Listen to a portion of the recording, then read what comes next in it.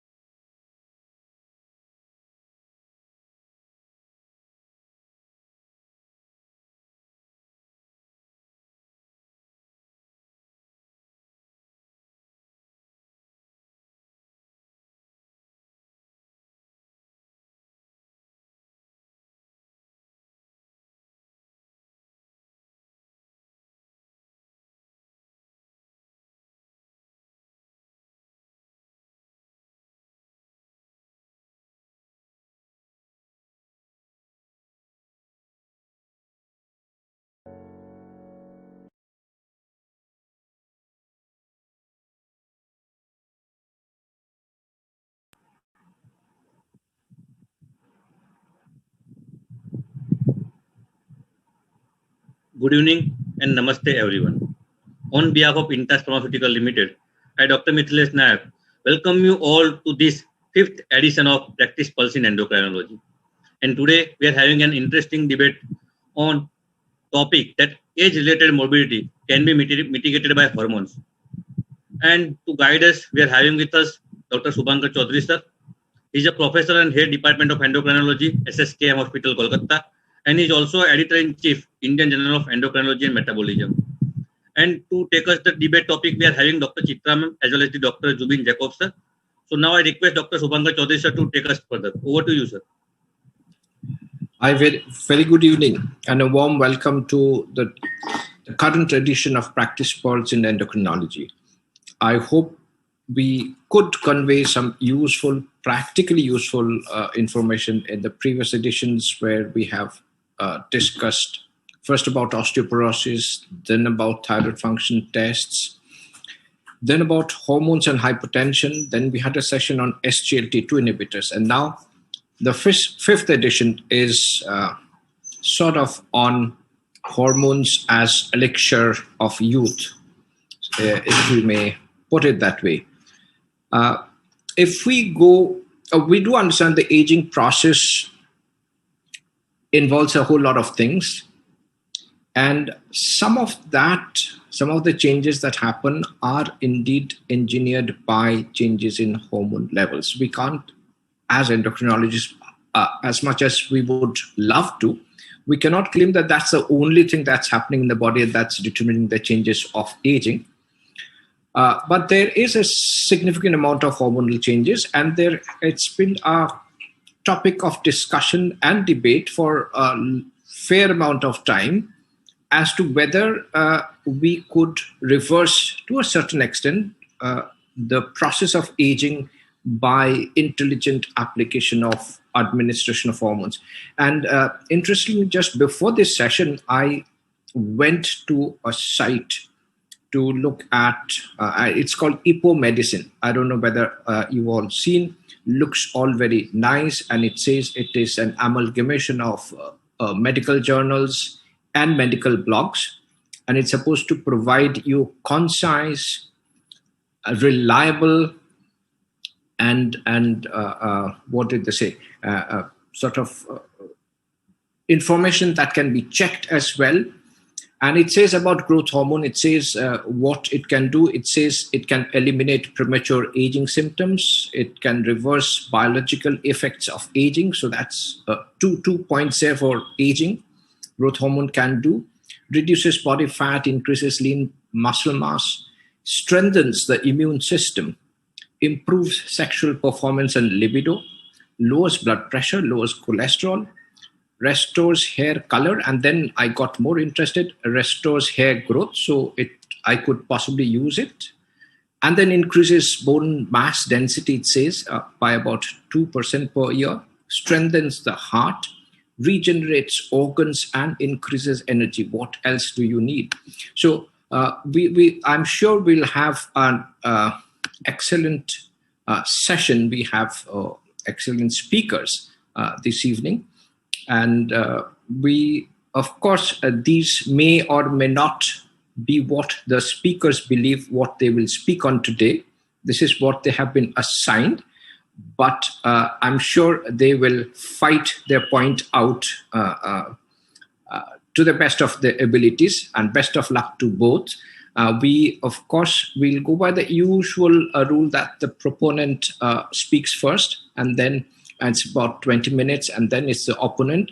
And the proponent gets another shot, maybe a couple of minutes, to rebut any of the points, unfair points taken up by the opponent.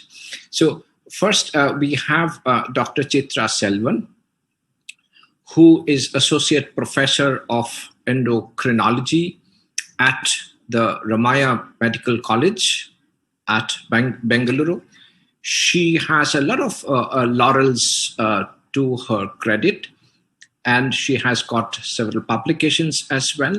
And overall, what I can very sort of confidently tell about her is that she's an excellent speaker and she's an excellent person. So Jubin, whatever she may say, it's nothing personal against you. So over to you, Chitra. Thank you, Professor Chaudhary, for that kind. Chitra, you've muted yourself. Yes, thank you, Professor Chaudhary, for that kind introduction. And another laurel in my cap is the fact that I'm Professor Chaudhary's student, and no time like October to miss Kolkata. So I'm hoping that all of y'all are safe during COVID times, and what better way to distract ourselves from the chaos that's happening outside, but to debate about age-related morbidity and whether it can be mitigated by hormones itself. Professor Jubin Jacob is on Twitter with me, and he tweeted out about this debate, and now my husband and my daughter are outside the door chanting, "Beat Professor Jubin Jacob, beat Professor Jubin Jacob." So I had to quiet them down. So I'm going to try my best. So should we be giving hormones to mitigate some of the age-related morbidity at all? And is there evidence at all? And why should we pause to talk about this? This is a slide from World Population Aging 2019 from the UN website, showing you the percentage of individuals who are aged 65 years or more. And if you see, of course, you will find a greater percentage of elderly in the developed countries, but the light blue represents our world, Eastern and Southeastern Asia. You see that we are the third in today's world, and it's projected that the number of elderly that we will be housing is likely to increase and probably move up to the second place by 2050. So this is not just an issue which is to be dealt by the developed countries. It's also very soon going to become our reality as well. And also, this is a slide which is looking at life expectancy at birth amongst the various world groups. And you see that the light blue line is slowly moving up and is projected to move up as well. So by 2050, up to 1 in 5 person is likely to be greater than 60 years or more, and up to 80% of older individuals will be living in low and middle income countries. So how are we going to optimize health for them in our context is probably going to be a conversation that we should all be interested in. And also, I discovered that this decade is the decade of healthy aging as declared by the World Health Organization, with a host of programs to increase knowledge base and also percolate resources to encourage research in this area. So quickly to pause and reflect about what aging is, Professor Chaudhary did tell us that probably hormones play a crucial role in the process of aging. The definition would be the gradual, time-dependent, heterogeneous decline of physiological functions with time. So time-dependent is important. That it is heterogeneous is also important. We are all not the same. Some of us are likely to age a little faster than the others, and some of us are not likely to show the effects of time as quickly. And all of this is probably orchestrated by numerous molecular mechanisms, yes, mediated probably through hormones, also mediated probably through food intake, the amount of insults that we experience in terms of illness, malnutrition, and all of that put together. This is a pictorial representation to suggest that frailty is not just physical frailty. There's also psychological frailty and social frailty. And the process of healthy aging can be interrupted by, let us say, periods of vulnerability, which could be in the form of an illness or a surgery or a fracture, or maybe even just a period of extraordinary emotional stress. So those are probably the windows that we must try and target, identify, and probably reduce to maybe bring that curve of our aging closer to what is represented as healthy aging. And of course, there are numerous metabolic parameters, genetic parameters, social and cultural parameters.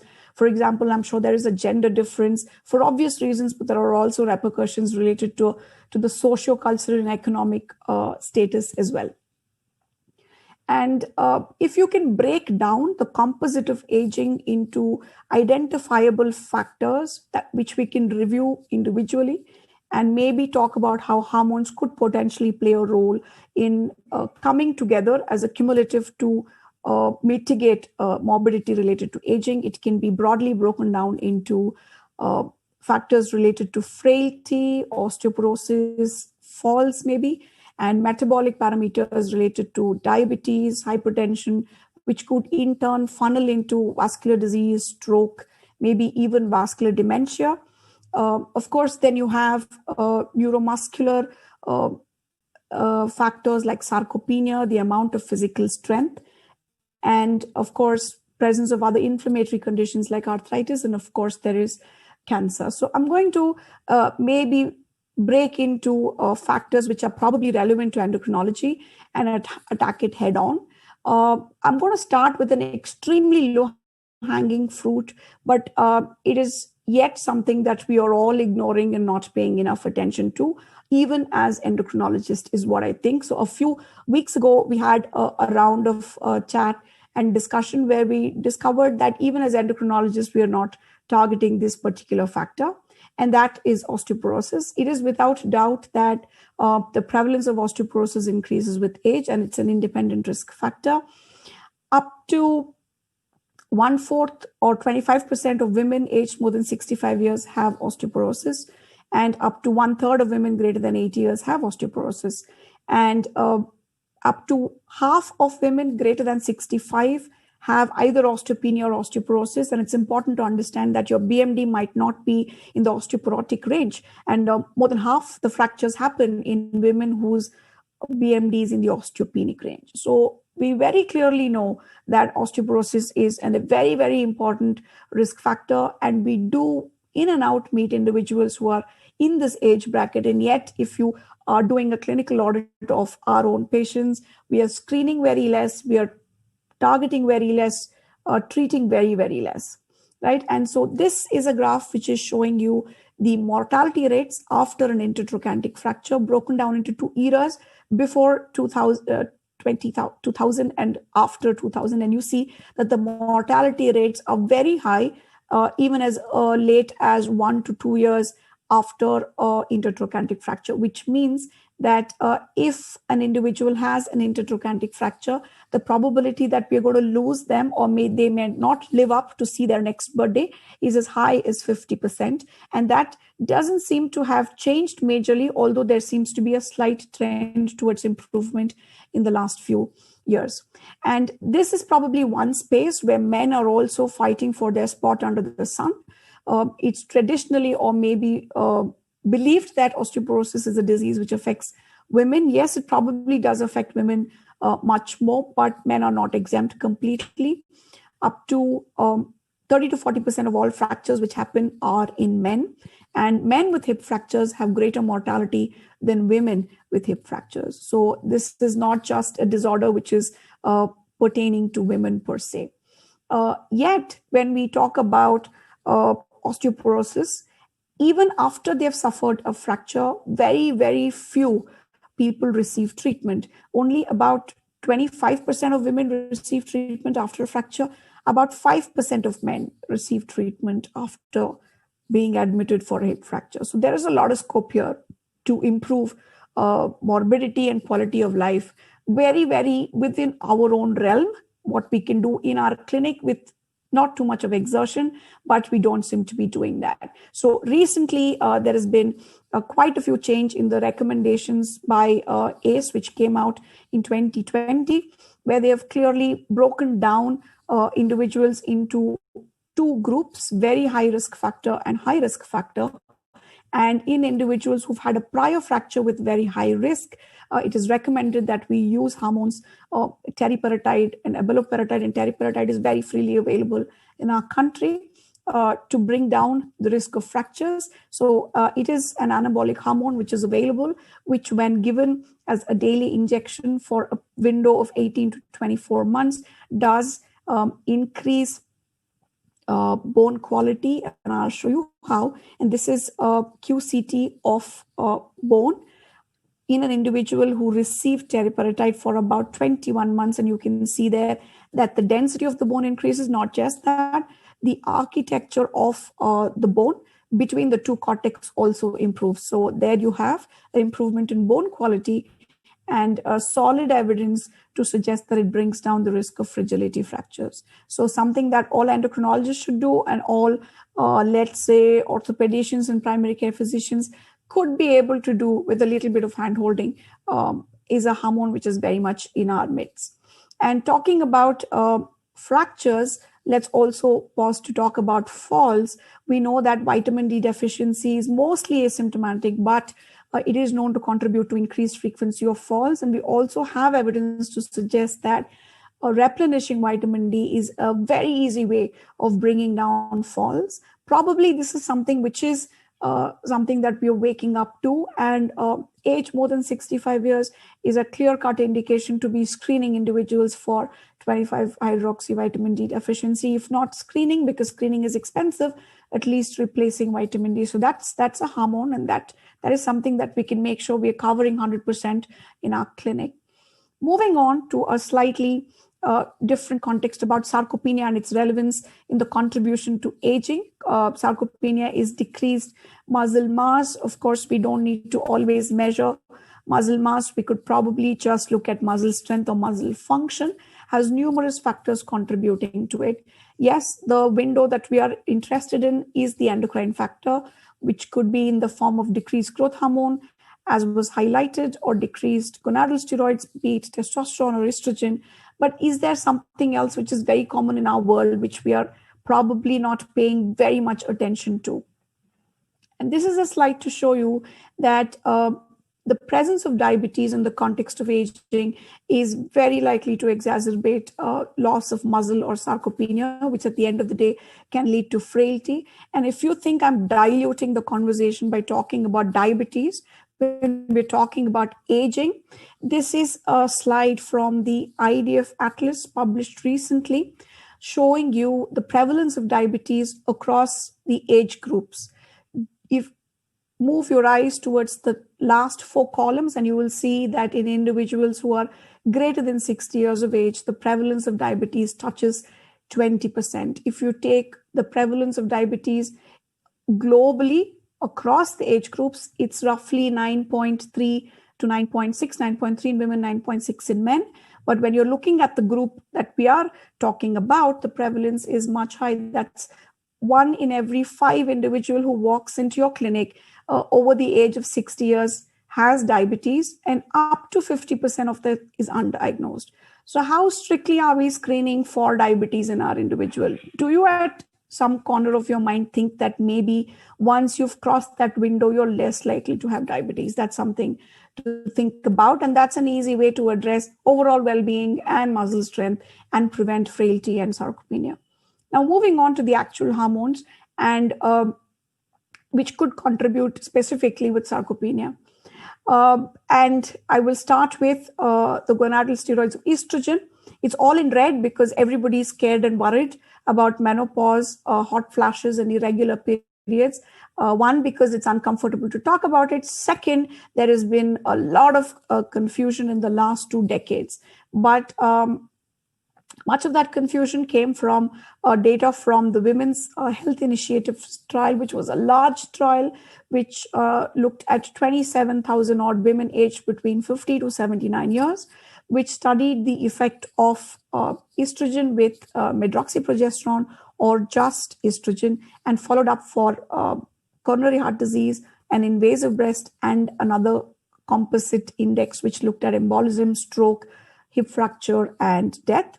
And what they found was, yes, although that there was benefit in terms of reduction in hip fracture, reduction in vasomotor symptoms, and diabetes, there were red flags raised by this trial in terms of increased risk of stroke, pulmonary embolism, invasive breast cancer, and coronary heart disease.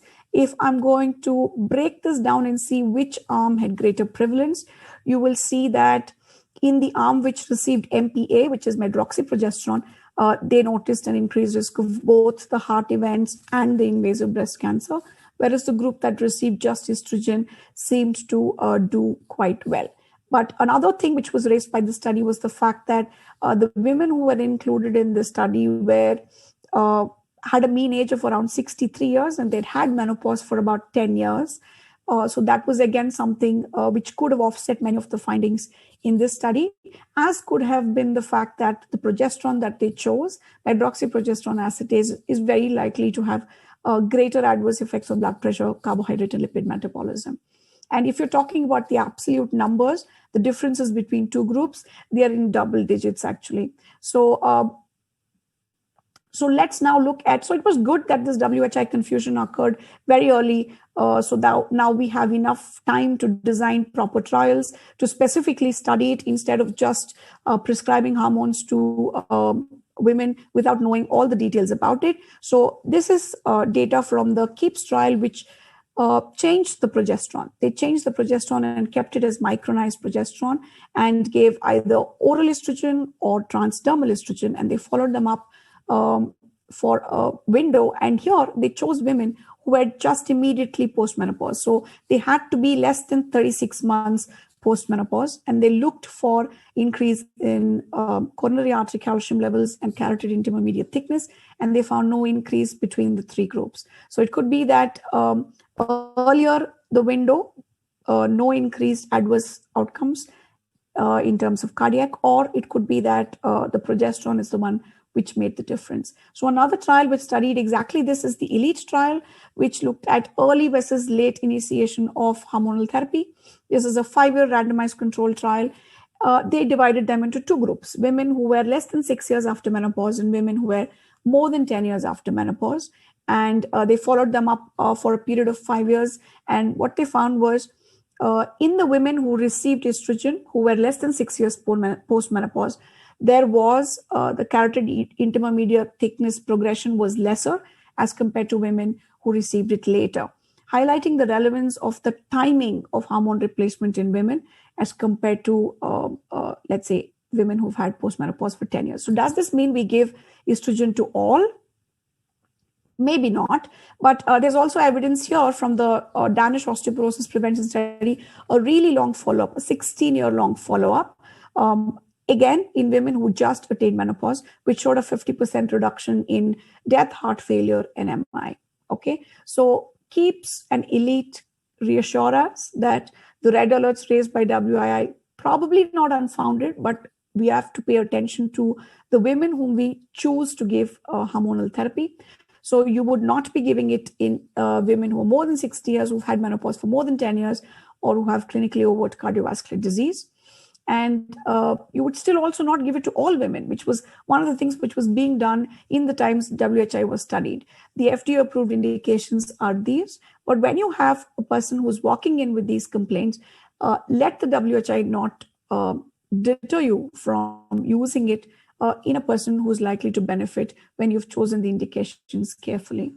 Moving on to aging male. So if that's the story of estrogen in women, what's happening with men? This is a representation of how there is a change in the hormonal levels through age. I'm going to leave DHEAS, which is showing a precipitous drop from the 30s onwards, to Dr. Jubin to deal with. And I'm going to just focus on testosterone. That's in blue. You see that there is dropping with time. And you also notice that growth hormone, which is in green, is also dropping with time. So does this mean that both of these hormones could be played with, tweaked with to optimize aging? So this is a very recent document published about 4 years ago, a position statement on the association of testosterone and cardiovascular risk, because there were many studies which said that probably there is increased cardiovascular risk. And this is a review of all the data that is available, and I'm doing this for paucity of time. And this is what the committee concluded, that the signal for cardiovascular risk with testosterone use is weak, and that we will still need to wait for definitive studies before we start excluding testosterone use in men just because they're above a particular age. And also, does that mean then we go about giving testosterone to everybody? We've learned our lessons from what happened to women. We're probably not going to do that. But we're probably going to evaluate men, listen to them, pay attention to their complaints. And if they have symptoms, you will have to then test their testosterone levels, at least on 2 occasions, drawn before 10 a.m. to document that they have a low total testosterone or free testosterone. And yes, this is something that we should keep in mind with age. Insulin resistance increases, visceral body fat increases, SHBG levels fall, total levels could falsely fall, might not be representative of what's going on. But if you document that on 2 different occasions, then you could have a conversation with that person, taking into account all of their risk factors, and to move forward. Dr. Jubin will tell us all the concerns about cardiovascular risk, and we will listen to him. But we've had now set the ball rolling, equivalent to the safety studies which we had for estrogen in women, be it the KEEP study or the ELITE study. Similar studies named the testosterone trials, are randomized control trials which have been put in place to study individual aspects of testosterone and the effects that it has on aging. And a review was published about a few years ago to suggest that it does cause symptomatic improvement, but for us to say that it's cardiovascular safe, we might need to wait. But with the current data that we have, the risk is of weak evidence. That's something to be kept in mind. Again, I'm not encouraging wide testosterone use in all men who are symptomatic. We still need to follow protocol. Yes, we did speak about how growth hormone secretion varies throughout life. And there is a drop as early as 30. And this is a thing which is noticed both in men and women. And if you take a look at manifestations of growth hormone deficiency in adults, this could be any of us, right? Fatigue, lack of energy, very non-specific, depressed mood, depressed muscle strength, decreased lean body mass. So they are very vague, non-specific. It could very well be a person who has just metabolic syndrome and lots of work and COVID to deal with, right? How loose should your criteria be for testing, and should you test normal individuals for growth hormone deficiency who don't have a history of hypothalamic pituitary insult? Has been a question which has been asked many, many times. And this is the long list of causes which can lead to pituitary defect or growth hormone defect. And somewhere down in the corner, you see that there's idiopathic, right? And this is data from one of the largest surveillance follow-up data, which has looked at adults who've been on growth hormone. Of course, the most common cause has to be pituitary adenoma, right? But notice that the second most important reason why adults are getting growth hormone is idiopathic. Now, it could mean 2 things. It could mean that we are overprescribing growth hormone, or it could be that we have documented growth hormone deficiency and not identified a pituitary or a hypothalamic defect, right? But as Professor Chaudhary has identified, there is definite increase in lean mass, there is decrease in fat mass, there is increase in BMD, bone mass. There's also evidence to suggest there's improvement in quality of life. But and this is one interesting paper published recently. This is a meta-analysis which took individuals who were receiving treatment for osteoporosis and did not have growth hormone deficiency. This is about 8 studies. And on top of the treatment that they were receiving, one arm received growth hormone and the other arm did not receive growth hormone. And overall, the patients who received growth hormone seemed to have a significant decrease in fracture risk over and above offered by standard therapy. So probably there's something here that we need to look in most in the future more carefully, and not dismiss it as something that, let's say, pharmaceutical companies are trying to push down our throat. So I'm going to keep my mind open when it comes to growth hormone. An interesting hormone is melatonin, and this is probably the last aspect I'm touching on. Melatonin is secreted by the pineal gland in response to light and darkness. And there is documented evidence that the secretion of melatonin is highest when you are in your 20s and falls as you age. Okay, and melatonin is a powerful antioxidant. Melatonin also is an important immunomodulator, and that is one of the ways it connects the circadian rhythm to your well-being overall. But this is a pictorial representation of two monozygotic twins, and patient NN had received melatonin for about 36 months at a stretch, and patient ZZ hadn't, and this is to suggest that there is decreased atrophy in the cerebral area after 36 months of melatonin use. And this is mice data to suggest that when treated with melatonin, there seemed to be an extension of life by about 3 months. Again, this is data from animal world. And another important bit of data I found is this about melatonin levels after fasting. Notice that after fasting that the melatonin secreted by the gut, which is the stomach, increased. The one universal thing which is known to reverse aging or prevent aging is caloric restriction, right? And I was wondering if melatonin is the connection which links fasting and mitigation of aging. And the world has woken up to this bit of information, as evident by the number of papers which have been published on melatonin and aging in the last few years.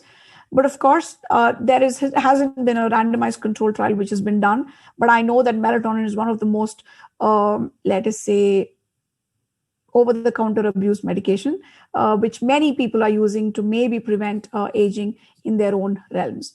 So maybe when we're talking about mitigating morbidity related to aging, we are not probably looking for the mirage of a fountain of youth and being thrown off by the fact that it's not evident, but probably we're just looking at aligning numerous cogwheels and tweaking them a little bit to overall effect a change which alters for the better the life of the individual, be it addressing bone health and the use of teriparatide or other agents to improve the risk of their risk of fractures, be it reduction of falls by using vitamin D, being targeting diabetes control with insulin or other agents, looking at screening for growth hormone, estrogen, and menopause, and addressing those aspects of care. And it's now very well established that you could be still experiencing hot flashes and having mood swings related to menopause for up to a decade after the menopause itself happened. And keeping our eyes open to pick up hypogonadism, documented, of course. Also think of how growth hormone deficiency might not be so uncommon outside the realm of hypothalamic and pituitary disease, and probably somewhere in the future we will be talking about melatonin as well. So do you think we can mitigate age-related morbidity with hormones? Yes, even within the realm of our own clinics with the help of evidence-based medicine. And with that, I hand over to Professor Chaudhary. Thank you, Chitra. That was enlightening, and it covered a broad arena, of course, starting with parathermone analog and going down more sort of discussed issues like estrogen, testosterone, growth hormone, and all that. And of course, ending with melatonin. So we will now move over to Dr. Jubin Jacob, who will oppose the motion. The motion says that hormone treatment or hormone replacement can mitigate age-related morbidity, meaning to a certain extent, of course. And Dr. Jubin Jacob is an excellent speaker once again. And in fact, whenever I have invited him somewhere to give a talk, I've already felt maybe it would be good if I could have a copy of his slides. But of course, his presentation, it's not just the slides, the presentation also matters. He is a professor of endocrinology and diabetes at the Department of Medicine at Christian Medical College in Ludhiana. He is also associate editor of our very own Indian Journal of Endocrinology and Metabolism. And he is, of course, academically very well versed, and he's been involved in multiple national and international clinical trials, including such well-known ones like the Pioneer 6 or Examine, and so on and so forth. So it's over to you, Jubin, to try and prove what Chitra has said is all wrong. It's only a biased view of an endocrinologist. And though you are an endocrinologist, possibly you can try and say whether she's all wrong. Thank you, Dr. Shubhankar, and thank you, Intas, for calling me Chitra. I think the way I think Chitra has looked at the forest of aging is look at trees. She has looked at osteoporosis, she has looked at diabetes, she has looked at frailty. But I think I'm going to look at the whole picture here. And for that, I'll start by saying that we do not have a circle of life. It is probably Chitra's child believes in this, Walt Disney believes in this. But what we do have is the truth that we are going to be born and we are going to die. And we are going to be living for a period of time. And that life is going to relentlessly march you towards the grave. And that is the period of time we have in between. When you die, we call it your lifespan. And when you're alive, you call it the life expectancy. And I think Chitra very clearly showed you that life expectancy with all the modern medicine that we have has now increased in at least 26 countries, high-income countries with good socialized medicine. It is as good as 80 years. And Chitra will tell you that it's probably about 82, 83 in women and about 77, 78 in men, in the best of economies, in the best of healthcare that you get. So now let's look at this life expectancy. And I'm going to introduce some new terms here. Let's say the best of life expectancy is about 80 years. We have another term which we called, and this best of life expectancy in a country like Scotland, you get utilizing almost 40% of their overall budget is used for health. And so that's how they have got that 80 years of life expectancy. And now when we look at a different term called healthy life expectancy, that is the amount of the number of years you're going to be healthy and active, then you realize that it is not as good as what we thought in the last 50 years. We have actually not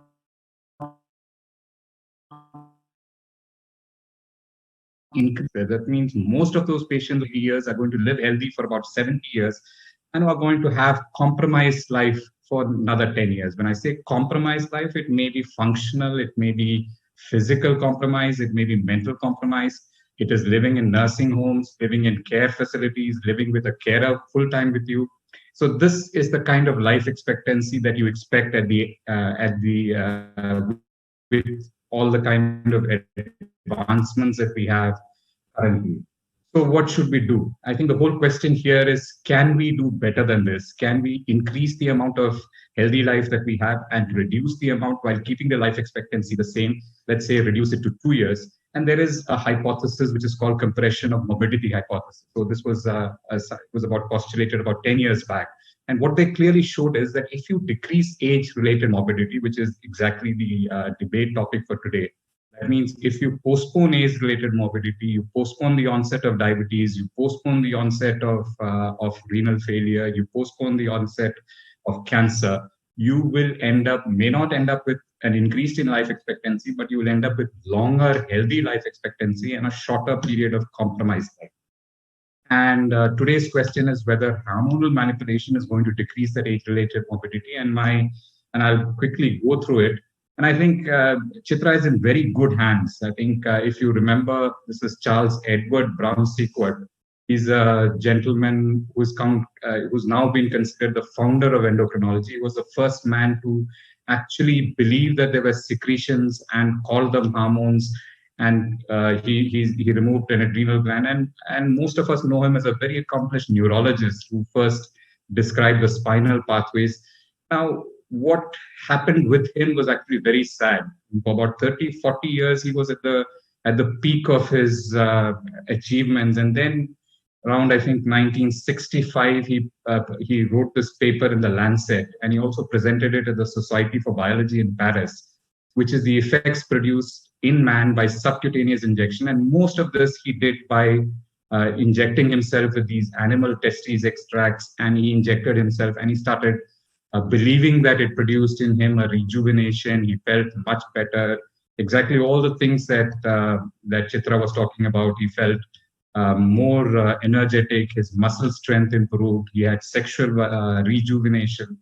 But unfortunately, that was also one of the reasons why he lost most of his standing. Most of the people started believing, and the kind of articles that came about.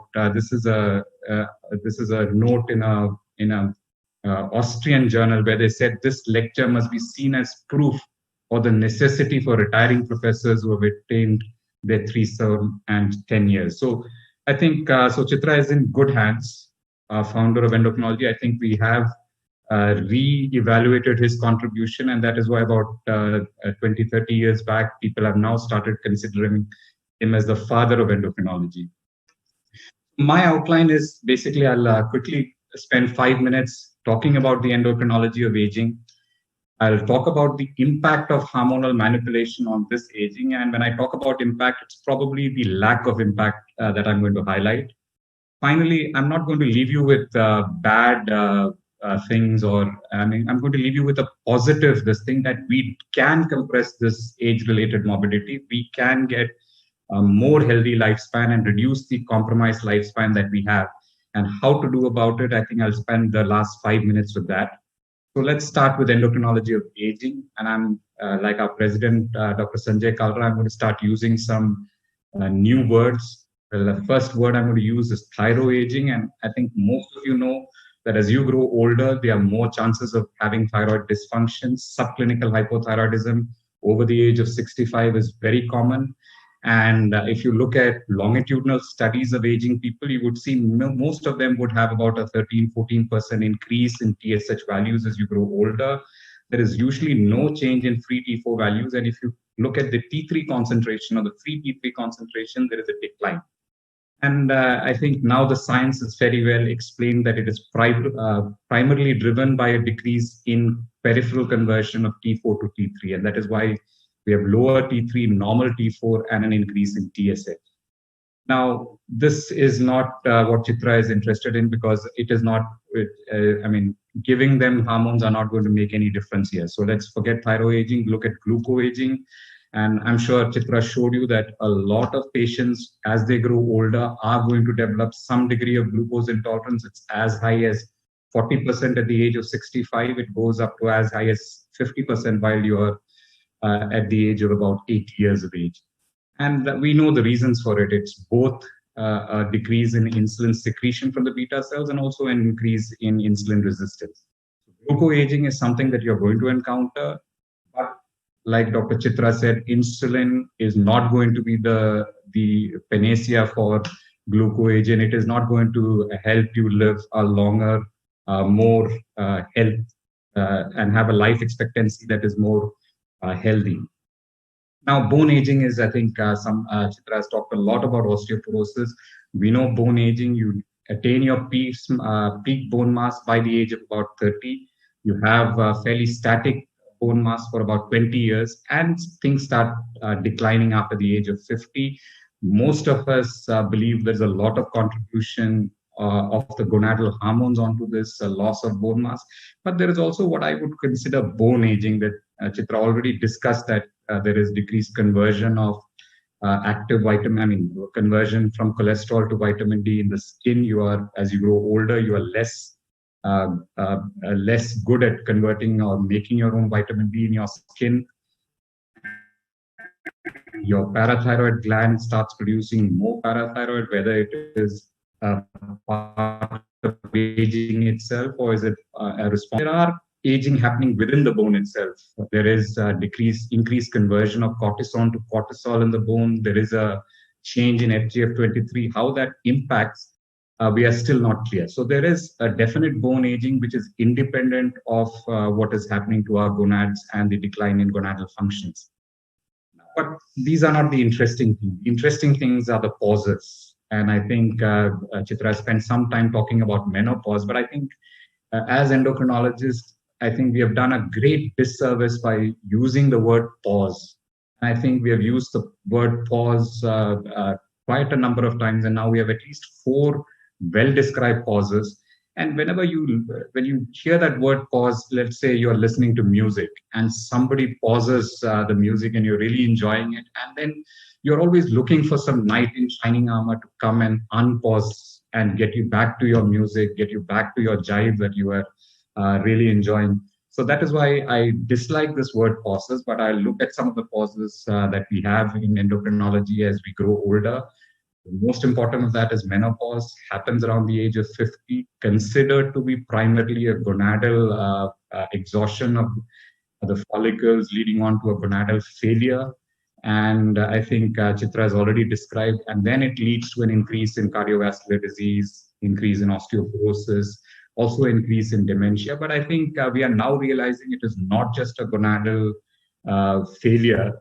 As women grow older, there is also some degree of decline in pituitary gonadotropin secretion as well as you grow older. So menopause is one of the first pauses, well-described pauses, but then there are some of the more poorer described pauses. Menopause happened when you were 40. Andropause happens when you are, menopause happens when you were 50. Andropause happens about 10 years earlier.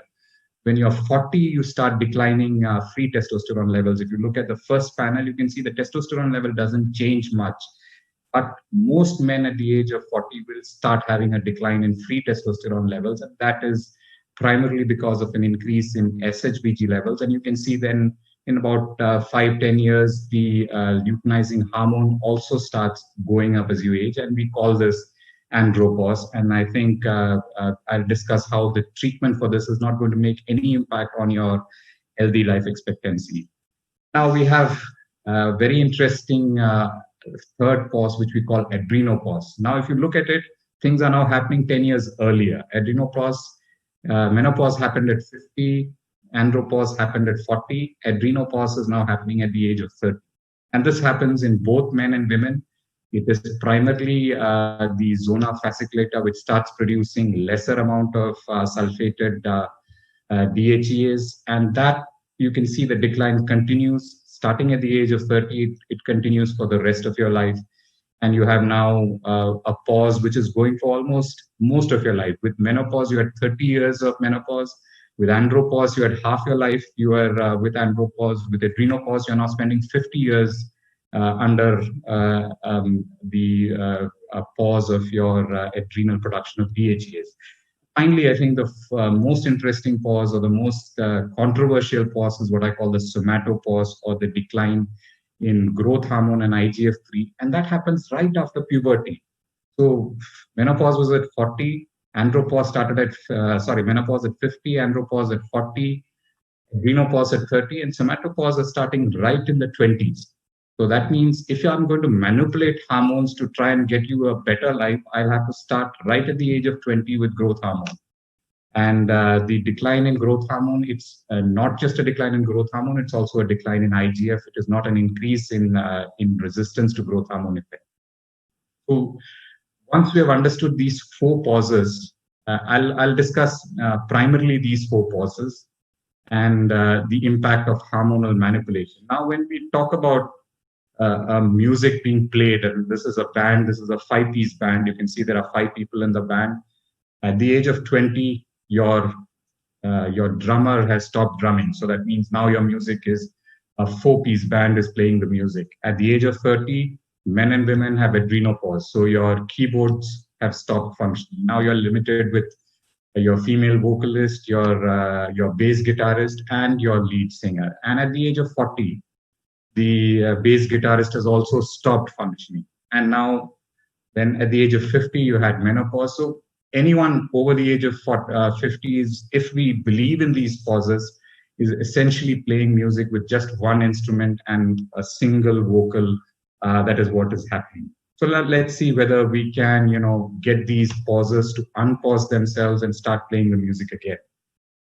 So let's start the other way around. I started with menopause, went to somatopause. I'll start with somatopause because that's the first thing that's happening at the age of 20.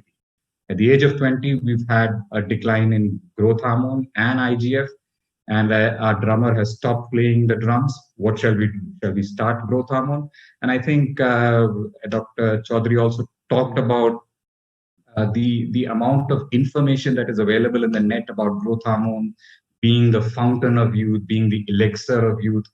And as it also showed us the graph of adult growth hormone use, and there is a lot of idiopathic use of growth hormone. And I think that primarily is driven by people who know that their patients don't have growth hormone deficiencies, but they want to give them growth hormone because they're insisting on growth hormone. So that is why there is a huge amount of what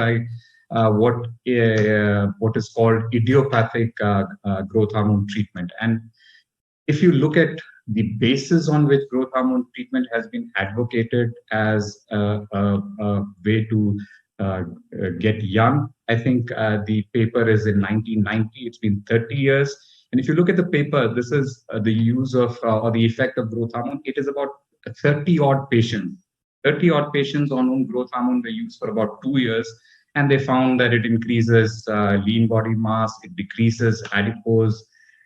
It was not even a randomized control trial. It was a plain observational study, and it showed that it improved bone mineral density. And this is the paper based on which so much of growth hormone, the unscientific use of growth hormone is actually a $2 billion industry now. And there are these anti-aging clinics where orthopedicians, where dermatologists mass prescribe growth hormone without any testing whatsoever. And I think, I'm sure Dr. Chitra and everyone will agree with me that growth hormone is not, 60 years of growth hormone is not going to lead you to a better life. Now let's look at DHEA's replacement. This starts at the age of 30. So if you're going to replace DHEAs, the adrenopause, you're going to mitigate that. You're going to have 50 years of DHEA replacement. Again, we don't have any studies which looked at 50 years of DHEA replacement. I think the one well-done randomized controlled trial was the use of DHEAs in elderly men and women. And the conclusion was very clear that neither DHEAs nor low-dose testosterone replacement in elderly people had any physiological relevant beneficial effects on body composition, physical performance, insulin sensitivity, or quality of life. So I think we can forget about replacement for DHEAs or unpausing adrenopause with DHEAs. Testosterone replacement therapy. I think Dr. Chitra was very convinced about testosterone replacement therapy. But if we really believe that andropause needs treatment, that means about 50% of your life you should be on exogenous testosterone. That means you start at the age of 40 and you continue for the rest of your life. This is not going to be a panacea because we know that we have used testosterone in late onset hypogonadism. We have used it in patients who came with specific sexual symptoms. They did not come to live long. They did not come to you because they want to have a healthier old age. They came to you because they had sexual dysfunction. Yes, definitely, it improves libido, it improves erection, it improves sexual activity, it increases some amount of BMD, but it's not going to help you live long enough. It is not going to improve your mental functions. It's not going to change your cognition. In fact, it might harm. Chitra was very careful in telling us it may not harm. It may not harm, but it is not going to benefit in terms of your cardiovascular disease, in terms of your stroke. If anything, all the data is suggesting it might harm. So that is the end of testosterone replacement. So we've now come to the last pause, that is hormone replacement therapy for menopausal women. I think Dr. Chitra made the case herself. We were worried about cardiovascular disease, osteoporosis, dementia that was happening in women after menopause. And I think the Women's Health Initiative took the first step in deciding, okay, if this is all happening after menopause, we need to give them hormone replacement therapy for the period of time that they have after menopause. That's approximately 30 years in a high-income country. And they recruited patients looking at that. The idea was not that they recruit patients at the time of menopause. They recruited patients because the idea was every woman after the age of 50, once they've attained menopause, should be on hormone replacement therapy. And with that, they did get, they looked for hard outcomes. The numbers are huge, 16,000 patients on a combination pill 11,000 on just estrogen who had hysterectomy or a surgical menopause. And it was very clear the hard outcome said you are going to have more risk of cardiovascular disease. You're going to have some benefits in osteoporosis, but you're not going to do anything to dementia. Now, I think Dr. Chitra told us about some other trials, the KEEP trial, the ELITE trial, and she said that it is not a good thing to give hormone replacement therapy for the whole 30 years after menopause. Give it for 10 years, give it for the first part. Again, but what she has told us is we've had hard outcomes saying that things are not good, and then she has told us that it might not do anything bad to the coronary artery calcium score. It might not do any harm to the carotid intimal thickness. In fact, she showed a small paper where it actually improved carotid intimal thickness. So these are all you remember. These are not outcomes that are hard outcomes that the WHO trial has shown us. These are all surrogate markers, and these are not going to convince me to prescribe hormone replacement therapy for long life or to reduce age-related morbidity. I would still prescribe hormone replacement therapy for patients for going or to cope with the menopausal transition for a period of time. Now, once you're convinced that the endocrinology of aging is going to happen, the music is going to, there is no pause anywhere. Most of it is a slow decline in hormones that is part and parcel of aging. That happens not just to endocrine hormones, it happens to your nephrons. Your EGFR declines every year, your declines every year, you lose hair every year of your life, you lose hair. All of that is part of normal aging. But I want to leave you with, can we compress morbidity? That means we had the compression of morbidity hypothesis. What I convinced you is hormonal manipulation is not going to decrease age-related morbidity, but can we do something other than hormonal manipulation? I want to leave you with good news. Yes, you can. And I think the paper was not a new paper. This is almost 20 years back. James Fries came up with this paper. It is a very elegant paper. It's actually very, very simple. What he did, he worked in the University of Pennsylvania. He recruited about 1,700 alumni from UPenn. He saw them in 1960 for the first time. That means he saw these 1,700 alumni from the University of Pennsylvania in 1962. And these were all, because they are universities alumni, they are all on the same age, almost the same age. The average age was about 43. And you can see, let's look at three risk factors. He looked at smoking, he looked at BMI, he looked at the amount of exercise they did at the age of 43, and he divided them into three groups. Low risk group, obviously that is a group that will not be smoking, that has a good BMI, that is exercising regularly. He had a moderate risk group, that is obviously smokers and those who exercise. And then he forgot about them for about 24 odd years. He brought this group back again in 1986. At this time, they are about 24 years older. The average age is about 67 years.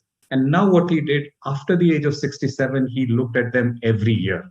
And he looked at the same group, 1,700 odd alumni from UPenn. He looked at them every year. He looked at how they are doing in life every year for the next 10, 15 years. And this is what he showed you. Those who had low risk in 1962. Now, this is the x-axis is something called disability index. Now, disability index is the level of independence that you have, both in terms of physical and intellectual independence that you have. And you can see there is a line in the center that is 0.1 is when you, till 0.1, you are considered to be living a healthy, independent life. Above that, you're living a compromised life. And you can see very nicely, those who were at low risk were doing very well all these years as he saw them every year. You can see those who were at low risk at the age of 43 in 1962 were doing very well in 1987, going up to 1994. This is a little complicated graph because you have to remember that many of these patients are at different age groups. At 1993, some of them may be 75 years old, some of them may be 68 years old, some of them may be 79 years old. So we put this into a much more easier to understand. We've now put all this data into ages, and we've looked at what is happening to their disability index at various ages. You can see the low risk group at the age of 78, most of them are still active. That means they are independent, they do not have a compromised life. And that brings us to exactly what we wanted. We wanted 78 years of healthy life expectancy, and that you can achieve by being on the low risk group. We can see what is happening to the high risk group. High risk group, you can see by the age of 68, most of them are now disabled, or the sense they're not independent anymore. And now the next 10 years they spend as compromised life, as persons in nursing homes, or people with carers, or people in assisted living institutions. And the one in the center is what we see in most high economies, or most economies, or high income economies with good socialized healthcare system, that despite all the advancements that we have, most of our patients will have 70 years of good life expectancy or healthy life expectancy. This healthy is not an absence of disease, it is being functionally healthy, and another 8 years where they will have compromised lives.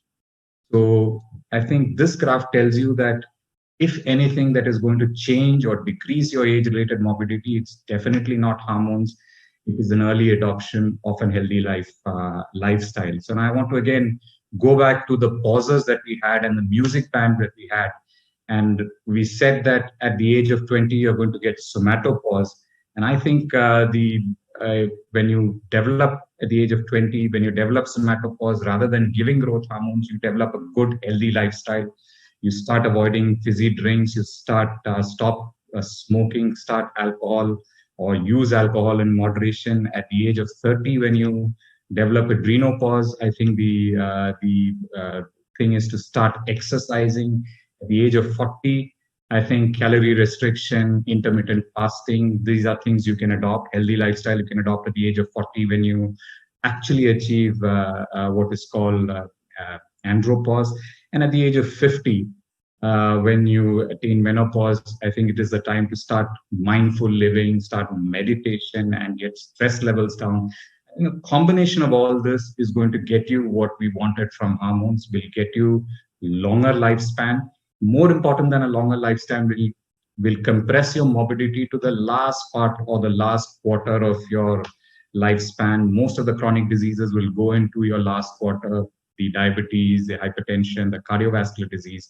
And you will have a very small period of time where you will have what we call compromised living. And you will have 75, 78 years of what we call as healthy life expectancy. So I think I'll stop here. We don't need to unpause some of the pauses that are happening with our hormones. We need to get ahead of it. We need to adopt healthy lifestyles. And these healthy lifestyles need to be adopted early for us to get all these benefits towards the end. So I think I'll stop here, and I'll stop sharing my slides as well. Thank you very much, Professor Jubin Jacob.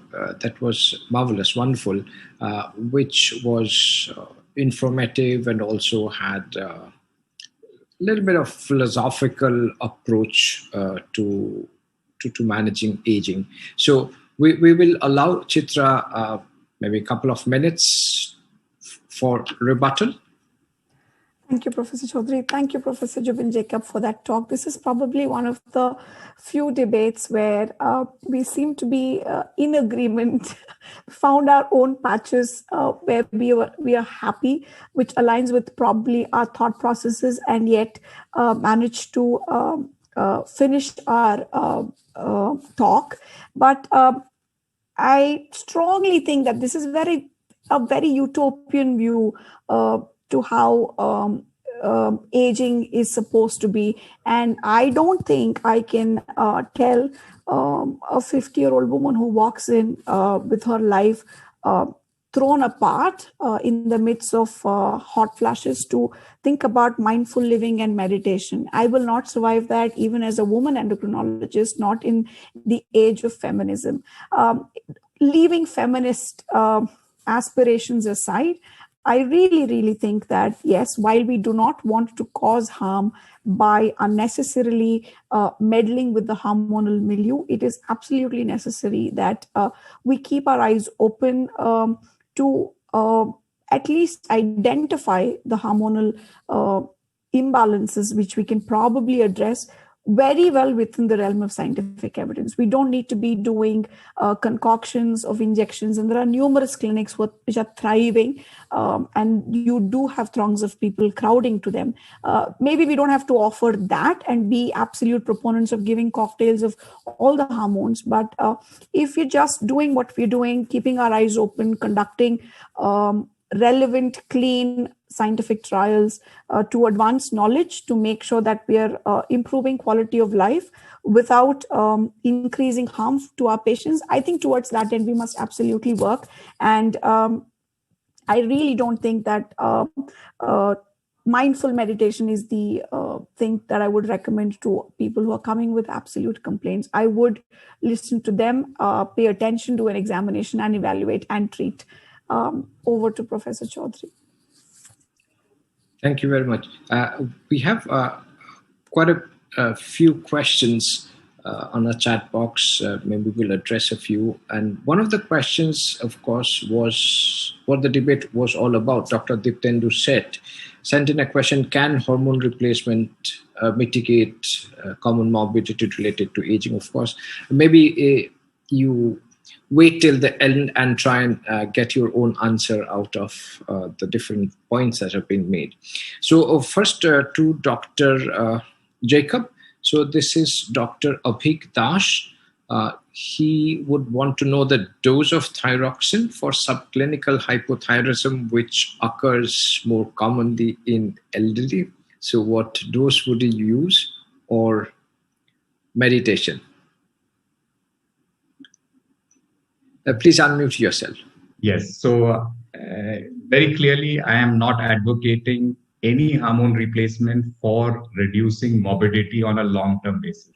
But hormone replacement is required if you have a hormone deficiency. So I'm not saying that a man at the age of 45 who comes to me with sexual dysfunction, and a late onset hypogonadism, I'm not going to treat him with testosterone. I'm going to treat him with testosterone, but with the very clear indication that I am treating him for his sexual dysfunction, not for his long-term to change his life or give him a long life. The same with a 50-year-old woman who walks into my clinic with menopause. I'm not advocating I'm going to tell them mindful meditation, but I'm definitely going to advocate them that I'm going to give you hormone replacement therapy. This is for managing your menopausal transition, not to give you a long life, not to give your youth back to you. So that is, I think, the message that I was going to convey. But again, here the question is, what should I do with an older person with subclinical hypothyroidism? I think the guidelines are very clear. Everyone does not require to be treated. There are very clear-cut indications whom to treat, whom not to treat. I think I'll follow those indications, and I'll use the dose depending on what the degree of subclinical hypothyroidism. And in older patients, I would start the doses much more slowly, a small dose, maybe 12.5, then go up to 25. And but I think the indications for treating subclinical hypothyroidism in the elderly are very clear. Yes, and I'm absolutely right.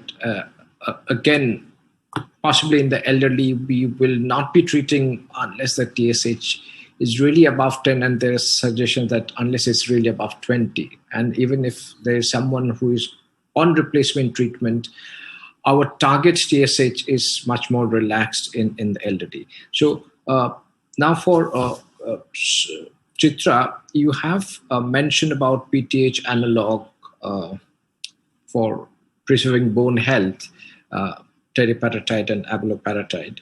So the question was from Dr. Kishore Deshpande, and he wants to know about parathormone and aging. I mean, does it decline with aging? What happens? And also the broader question of relationship to osteoporosis. That, of course, is maybe easier to answer, but relationship of parathormone levels with aging. Honestly, I've not thought about the relationship of parathormone to aging at all, and I have not looked it up at all. So I think in one of my slides, it was clear that parathyroid hormone levels actually go up with older age. So, okay, thank you for that, sir. But what the second question was about parathormone and the effect on the bone. Yeah. Yes. So parathormone is anabolic to the bone. Parathormone acts on the osteoblasts and increases local production of IGF-1, which then gets osteoblasts to proliferate and form new bone. And that's how it increases bone strength, bone architecture, and also brings down the risk of fractures. So although PTH levels might not be low, the protective effect that the gonadal steroids offer on the bone is mediated through these same mechanisms, because of which the IGF-1 levels in the local bone milieu comes down after menopause or andropause, and PTH kind of steps in and increases IGF-1 levels in the local area to cause the growth of osteoblasts. I hope I answered your question.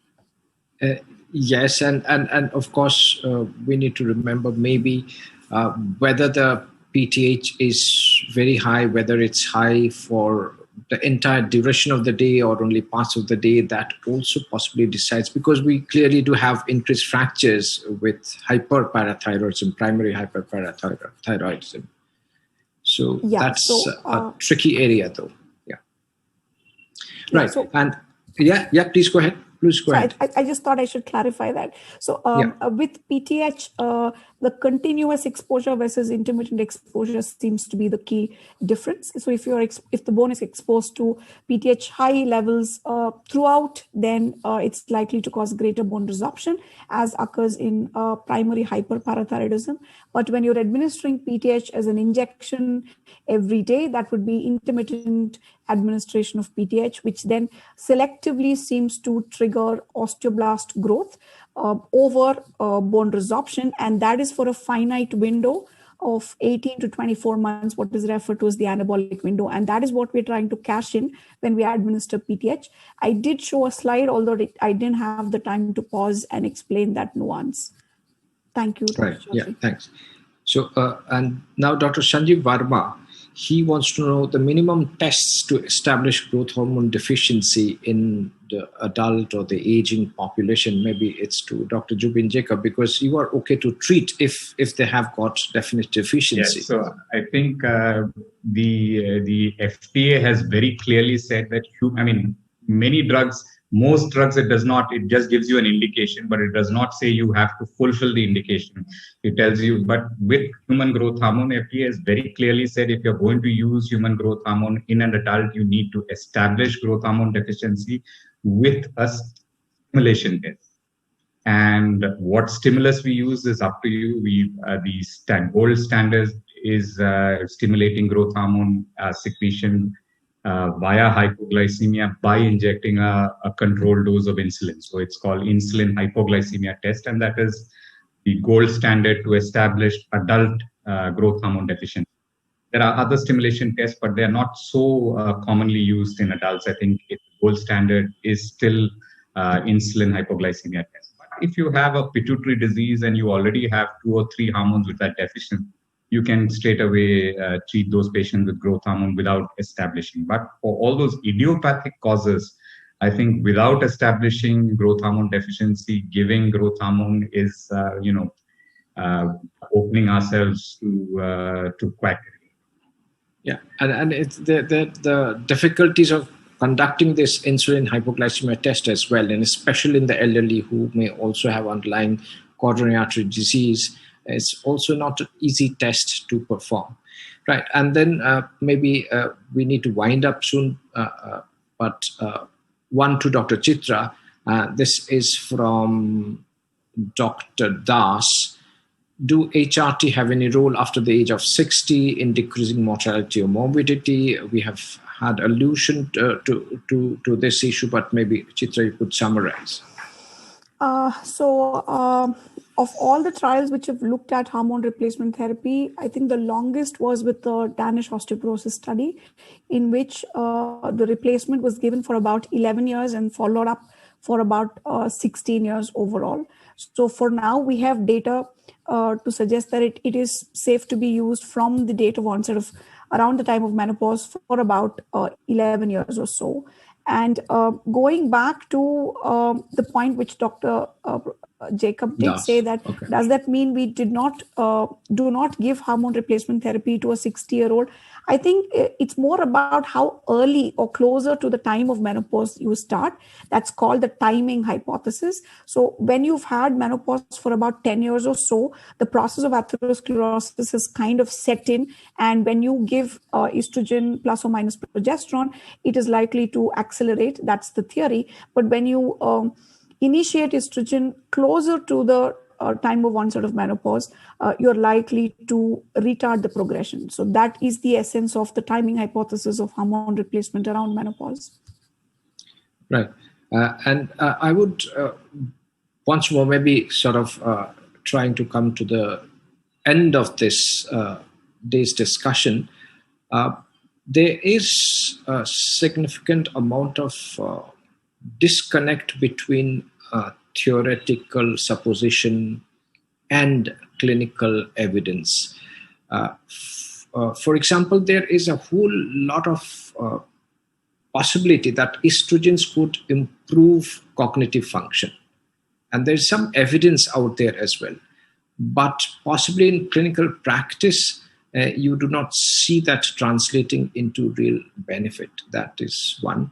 The other is also based on clinical trial evidence. The practice also changes over time. And I do remember the 90s when it was almost, if you did not talk about hormone replacement treatment to a menopausal woman, you are not doing enough service to that lady. And there was a lot of expectation and demand also that you should be taking. And now it's gone the other way around, that if you are offering hormone replacement treatment, you are not doing the right thing. So let's see whether the cycle comes back once more. We do not know. I mean, fashions coming and come and go. Partly it's the same. For example, the use of aspirin in diabetes, maybe 15 years back, you had to give aspirin to every person with diabetes. Now you give to only select number of patients. And sometimes you sound a bit foolish when the patient has been on aspirin. Next time when the patient comes, you say, who has given you aspirin? Why are you on aspirin? And then the patient tells you, you only had prescribed me a couple of years back. But once again, last year, I think Nature, and because it's a paper published in Nature, that's why I think it aroused a lot of interest, which looked at a relatively small number of individuals, maybe 15 or so, and treated them with 3 agents: growth hormone, metformin, and for Jubin, DHEA, and followed them up for, I think, not a very long period. But the interesting part was they looked at epigenetic clocks. I don't understand a whole lot about them, but what they found was that this sort of combination, it did wonders, and it sort of changed the epigenetic clocks and sort of turned the clock back. So suggesting that this could lead to, once again, going back, could be an elixir of youth or whatever. But again, as we all know that at this point of time, we do not have a panacea. We do not have a sort of cocktail, shotgun, where we mix together 4 or 5 hormones and give to every individual and prevent the aging-related symptoms. But as Chitra very correctly pointed out, I'm sure Jubin also accepts and agrees that we need to be aware of the symptoms of deficiency, which quite often are quite subtle, and our correct intervention can, of course, help them improve their quality of life. So we had an excellent program. I congratulate both of you, Chitra and Dr. Jubin Jacob, for an excellent presentations, and also our audience who have made it lively by asking questions. And I am told there were about, at least at some point of time, there were about 1,000 doctors who were live listening to all your wisdom, pearls of wisdom. And so I thank all of you. Have a good time, have a good night, and stay safe, stay well. It's over, back to the organizers. Thank you so much, sir. On behalf of Intas Pharmaceuticals, myself, Mudit Prashant, General Manager Marketing, extends vote of thanks to our eminent course director, Dr. Professor Shuankar Chaudhary. Sir, without your able guidance, we would have not have this journey of 5 successful webinars till today. So thank you very much. And I would also like to thank the esteemed faculty, Dr. Chitra and Dr. Jubin Jacob, for a very lively and very interesting and very, very informative debate on age-related morbidity and hormones. Over 1,000 plus delegates have joined in live today, sir. And I would like to thank every delegate for their valuable time and presence. I just like to is happy to inform about the next session. The next edition of this program will be held on 21st November. And we look forward for all the delegates to please join us again. I would also like to thank the backend team who has helped us for this streaming of this event across India. And nonetheless, all this academic initiative would have been possible because of the support for our TGLIP, TGLIPM, and Lipicure. So wish you a very, very happy festive season ahead because we're going to meet, all of us are going to meet after Diwali and Dashara. So wish you a very happy festive season ahead. Thank you so much, sir. Thank you, everyone. Thank you. And thank you, Dr. Good Mitesh. night. Thank you.